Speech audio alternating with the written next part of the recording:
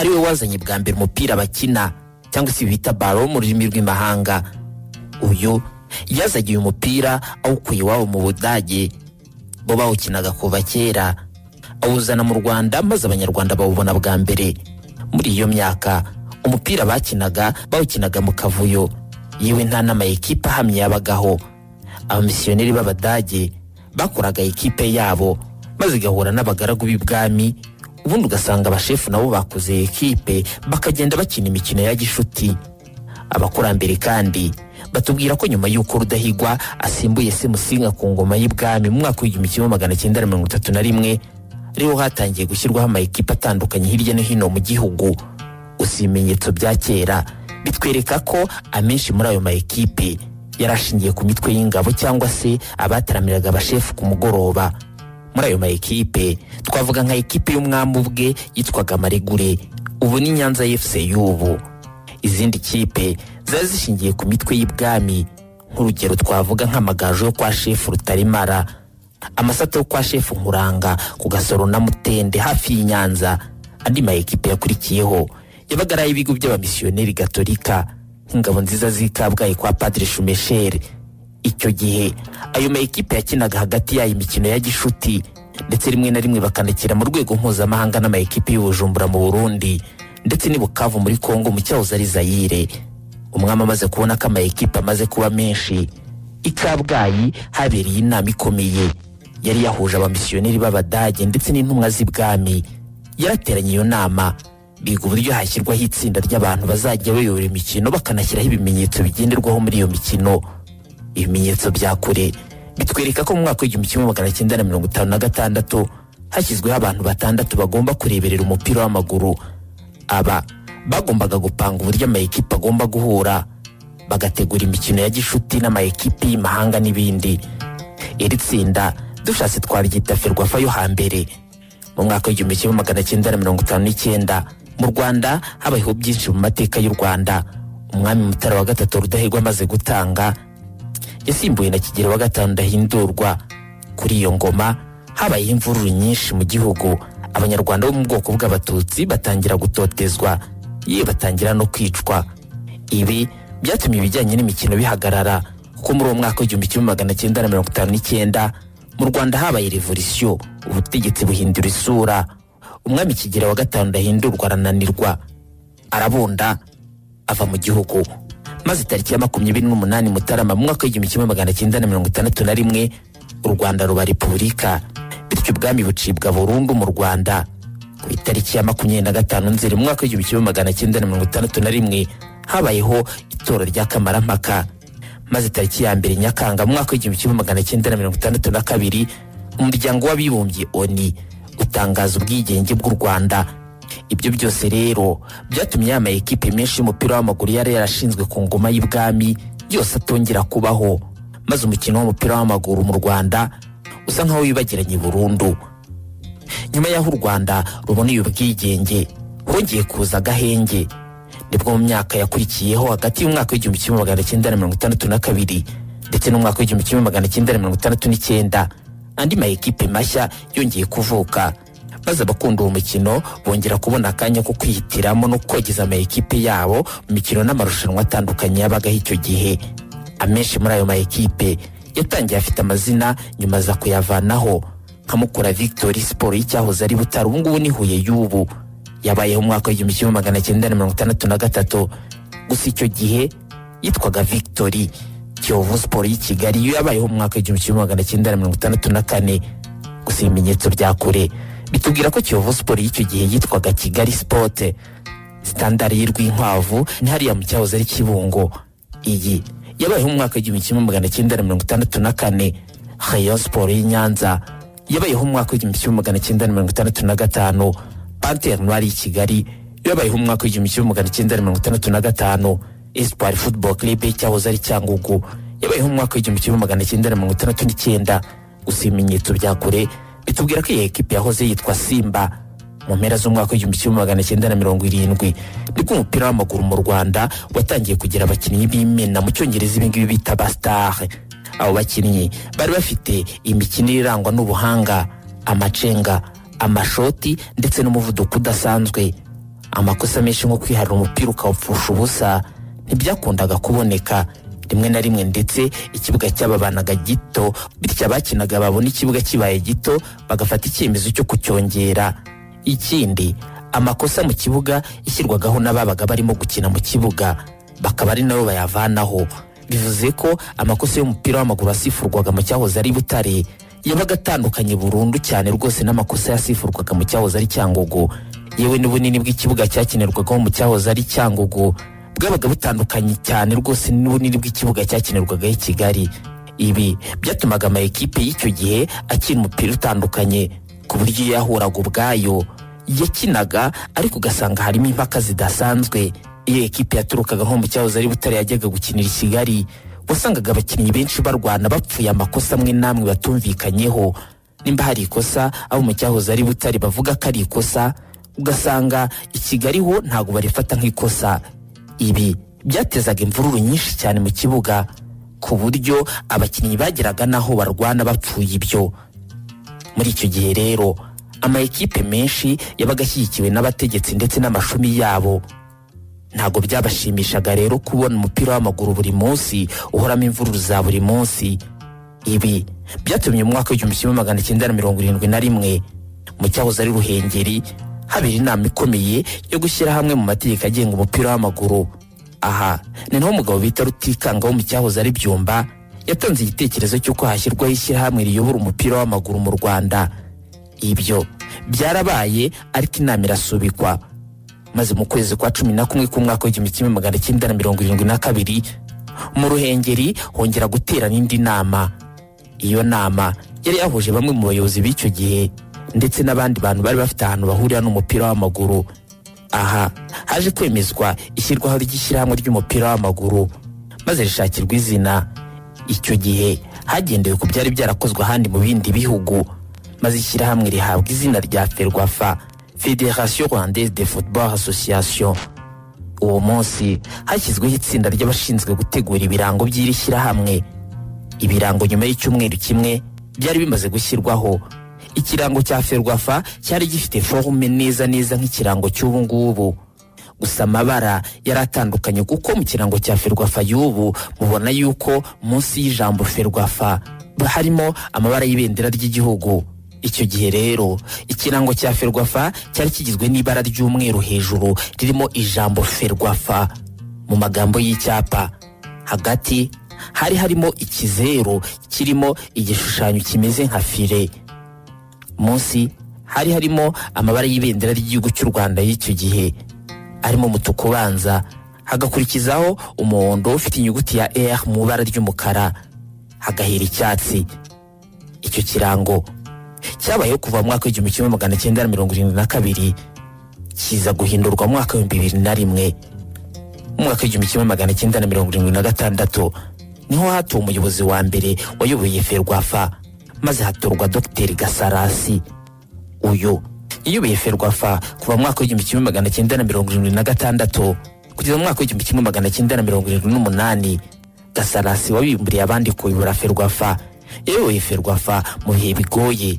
Icyo gihe abakina umupira w'amaguru bawukinaga basa nkaho bishimisha kuko nta mategeko yari ahari ndetse nta n'ama ekipe yashoboraga guhatana ku rwego rudasanzwe. Uyu mugabo ntabwo yakoze byinshi mu mupira w'amaguru kuko mu myaka 2 yayoboye Ferwafa nta kintu kidasanzwe yigeze akora. Gusa muri iyo myaka 2 yayoboye Ferwafa yatumye Ferwafa y'umunyamuryango wa CAF mu mwaka w'1976. Yewe Ferwafa iza no kuba umunyamuryango wa FIFA mu mwaka w'1978. Dr Gasarasi yaje gusimburwa na Mudenge Canisius wayoboye Ferwafa kuva mu mwaka w'1978 kugeza mu mwaka w'1982. Ubuyobozi bwa Mudenge bwaranzwe no kwivanga bikomeye kw'abayobozi b'igihugu mu mupira w'amaguru.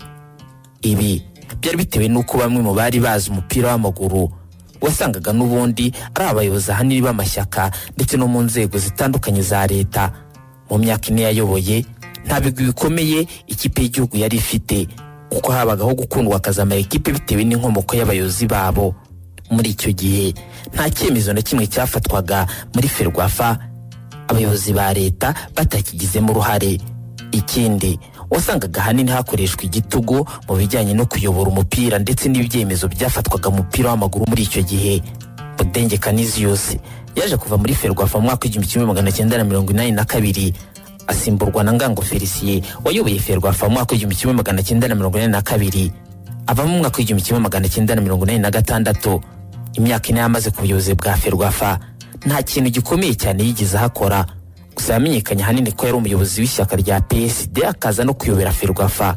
Ngango Felicien nta kintu gikomeye cyane yakoze ku ikipe y'igihugu y'u Rwanda Amavubi, kuko imikino myinshi ikipe y'igihugu y'u Rwanda ntabwo yakinaga, iyo inshuro nyinshi wasangaga banatewe forfait.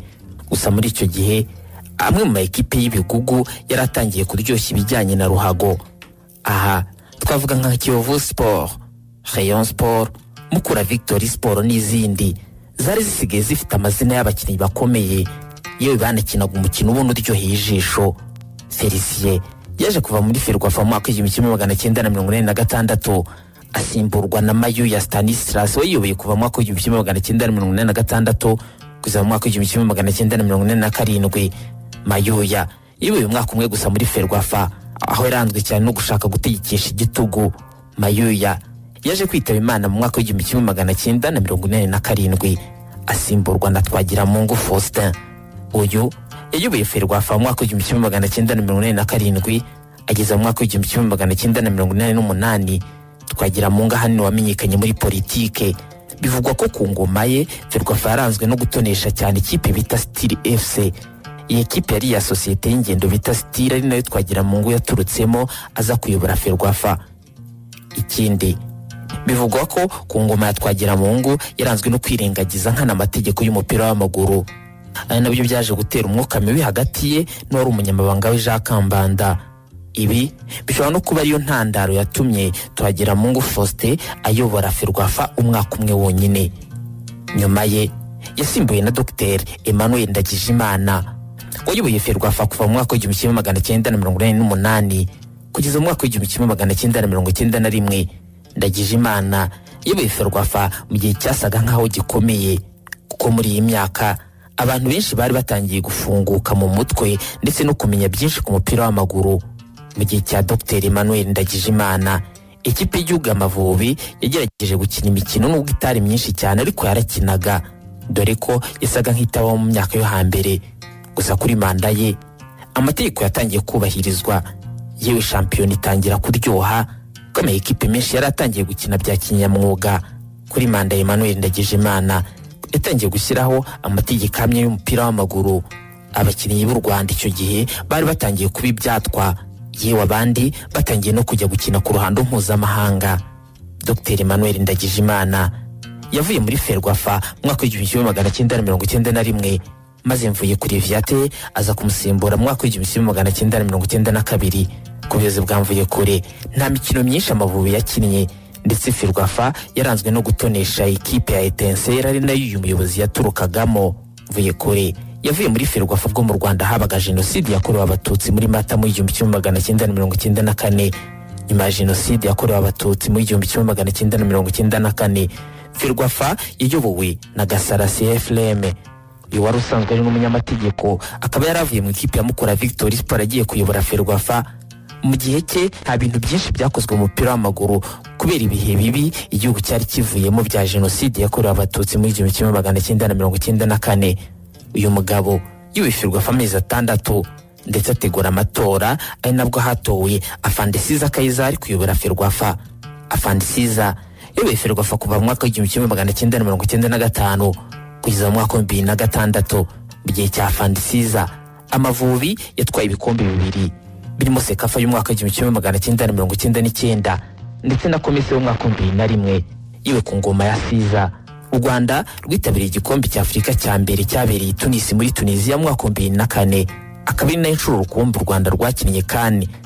Uretse Amavubi kandi amakipe y'u Rwanda yatangiye gutwara ibikombe mpuzamahanga, aho nka ikipe ya Rayon Sport yakwiye Sekafa muri Zanzibar. Ingoma ya Afandisiza Kayizari yaranzwe n'umuco wo kubatiza abanyamahanga akabagira abanyarwanda, cyane ko abakinnyi bazaga bakanakinira ikipe y'igihugu. Ibi yewe byanatumye shampiyona y'u Rwanda imenyekana cyane, Ibi byatumye umupira w'amaguru w'u Rwanda utera imbere, yewe amakipe yo hanze y'u Rwanda atangira kuwutinya. Ku ngoma ya Fandisiza kandi niho abakinnyi b'abanyarwanda batangiye kuba ibyatwa.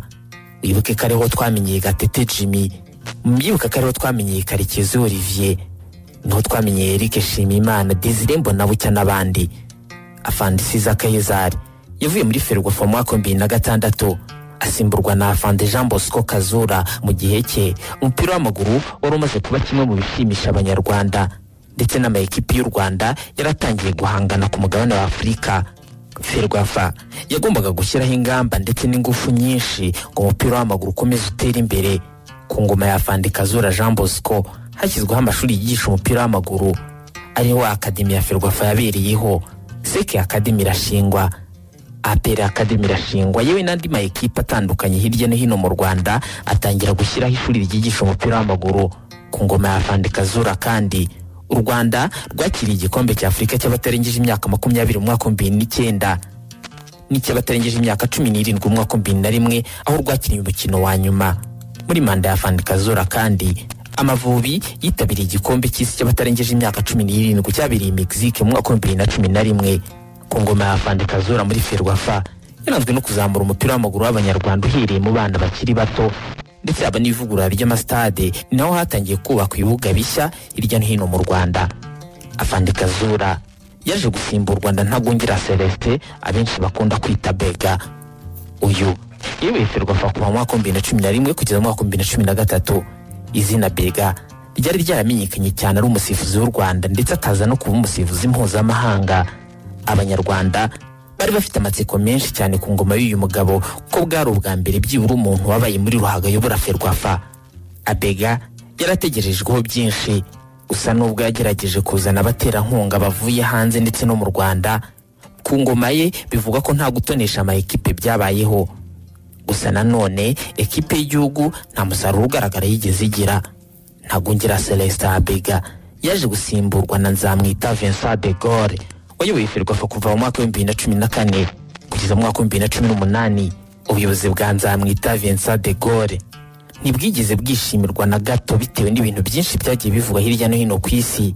Hari n'abemeza ko mu mwaka umwe uyu mugabo ayobora Ferwafa yakoze amakosa menshi aruta ibyiza yari amaze gukora. Ibi byazamutse cyane nyuma y'uko ikipe y'igihugu y'u Rwanda Amavubi itewe mpaga, hari nyuma y'uko bakinishije Dadi Birori agakina afite ibimuranga bitandukanye. Ibi kandi bivuga ko Nzamwita Vincent de Gaulle ashobora kuba yarabikoze nkana, abizi neza yuko ari ikosa, yewe u Rwanda rukaza no kubihanirwa. Mu bindi avugwaho ni nk'uko mu mwaka 2015 Ferwafa yatangiye shampiyona y'abana bari munsi y'imyaka 15 mu ntara zose z'igihugu, ariko nanone nyuma iyi shampiyona ikaza guhita ihagarikwa.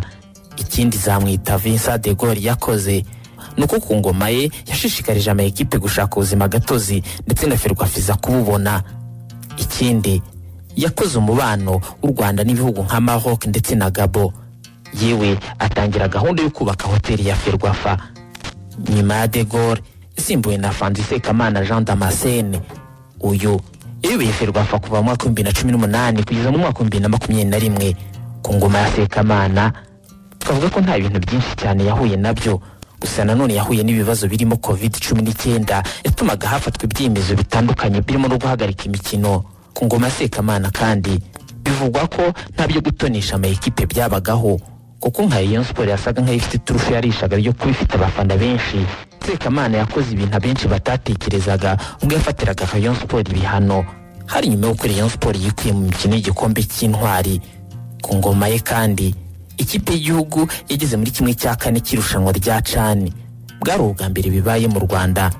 Sekamana yaje gusimburwa na Nizeyimana Mugabo Olivier. Uyu yinjiye mu nzu ya Ferwafa mu mwaka 2021. Uyu mugabo rero yaje bamwitezeho byinshi, kuko bwari ubwa mbere Ferwafa iyobowe n'umugabo w'umuherwe, umunyemiliyari. Amakipe atandukanye kandi yaramwitezeho byinshi, ko bari bazi ko azagahinda kwibera mu makipe, cyane ko yaramaze kwibera mukura Victory Sport imyaka 10. Ku ngoma ye ihindi iteko ry'abanyamahanga bakinaga muri shampiyona, maze riva kuri 3 rijya kuri 5. Uyu mugabo kandi ku buyobozi bwe mu Rwanda habereye kongere ya FIFA igikorwa gifatwa nka bimwe mu bikorwa bikomeye cyane byabereye mu Rwanda. Uyu mugabo wanasezeye muri Ferwafa manda itarangiye kuko yari agifite imyaka 2 yo kuyobora iyi nzu. Yasezeye abanyamuryango bakimufitiye icyizere cyane ko hari byinshi bari bakimwitezeho. Bari bamwitezeho ko azafasha ikipe y'igihugu y'u Rwanda Amavubi kugera mu mikino y'igikombe cya Afurika baherukaga mu mwaka 2004.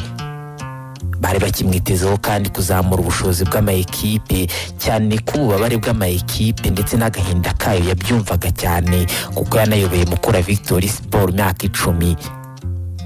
Bari bitezeho byinshi uyu mugabo ariko ntibyakunze ko akomeza muri iyi nzu. Uyu munsi turi kuvugana hari gutegurwa amatora y'ugomba gusimbura Nizeyimana Mugabo Olivier. Umukandida n'umwe rukumbi ni Munyantwari Alphonse. Ni nawe abanyamuryango bitezeho byose. Uyu munsi natengera Ntesemayi Munyantwari Alphonse araza gushobora ibyananiye bamwe muri aba bagabo nakubwiye haruguru. Naho ubundi Gendi Gatera Edmo wa Gatera Kabera wa Misago wa Marembo.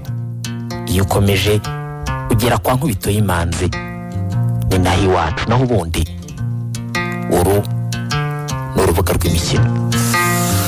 Arakoze Gatera Edmo kutunyura amateka ya ruhago yacu tubona uyu munsi ndetse ni federation igiye kuragizwa ubuyobozi bushya. Ubwo natwe icyo twifuriza abazaza ntibagerageze badusubize ibyishimo abanyarwanda. Cyegeranyo ni cyiza, bravo Gatera, bravo.